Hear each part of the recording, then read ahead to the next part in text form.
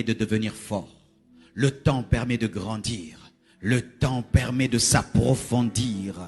C'est pourquoi lorsque tu sèmes une plante, au début, elle est là fragile. Plus tu lui donnes du temps, les racines, et puis ça devient un chêne. Et si tu donnes plus de temps, les racines peuvent détruire même une maison.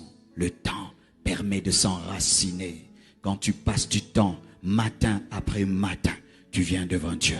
Matin, deuxième matin, 10e, 20e, l'onction commence à grandir. L'onction commence à grandir. L'onction commence à grandir. L'onction commence à grandir.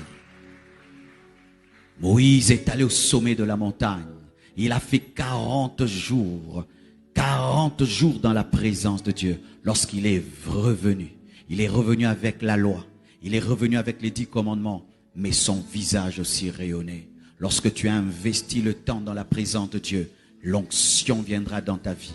La gloire viendra dans ta vie. Et tu auras la révélation de la parole. Tu auras la connaissance profonde de sa pensée. Tu auras la connaissance profonde de sa pensée. La puissance de Dieu va te revêtir. Si tu offres à Dieu ton temps, il va t'offrir sa présence. Si tu offres à Dieu ton temps, il va t'offrir sa présence. Il va t'offrir son onction.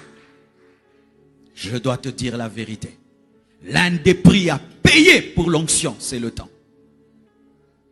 Tu n'auras jamais la même onction qu'un homme qui passe toute sa nuit devant Dieu en train de prier. Toi qui pries 30 minutes, vous n'aurez jamais la même onction.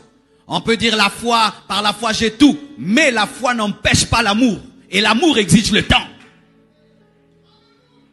Vous qui aimez prêcher. Non, Dieu ne nous demande pas de durer dans sa présence. Dieu ne nous demande pas de durer. Dieu nous demande de durer dans sa présence parce que notre relation avec Dieu c'est l'amour. Et l'amour réclame beaucoup de temps. Dieu n'est pas un guichet automatique où tu viens, tu appuies $100 et puis il te donne. Dieu est un amoureux. Pourquoi avec ta fiancée, vous causez 2 heures du temps, 3 heures du temps? Pourquoi tu ne dis pas bonjour, comment tu vas, je t'ai vu? Pourquoi vous passez du temps? Et des fois vous passez du temps, vous ne parlez pas. Vous êtes seulement l'un à côté de l'autre. Et tu penses que Dieu n'exige pas cela, que tu entres dans sa présence, même si tu ne parles pas, tu es seulement là. Frère, je te dis une réalité et un secret. Lorsque Moïse a tardé, Israël a fait un veau d'or. Lorsque Moïse a tardé, au sommet de la montagne, Aaron a donné le veau d'or.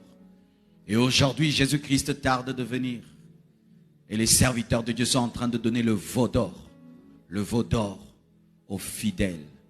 Un message qui les plaît, des enseignements qui leur plaisent. L'or. La richesse, le succès, sans crainte de Dieu, sans sainteté, c'est le veau d'or. Tout enseignement de succès, de richesse, sans la croix, est le veau d'or. Tout enseignement de gloire, sans la croix, c'est un veau d'or. Le développement personnel est devenu une prédication sur les chairs. Non. La Bible nous prêche la transformation par la parole et par le Saint-Esprit, par le développement personnel. Le veau d'or, donne-nous Aaron, des dieux, un Dieu comme les autres dieux. Prêchez-nous comme les motivateurs du monde. Prêchez-nous comme les psychologues du monde. Prêchez-nous comme les philosophes du monde. Aujourd'hui, tu veux être un prédicateur à la mode, prêche les philosophies du monde, le veau d'or. On ne supporte plus la brutalité de la repentance. La brutalité d'un message de repentance. Vous pensez que quand Jean-Baptiste prêchait, il flattait les gens.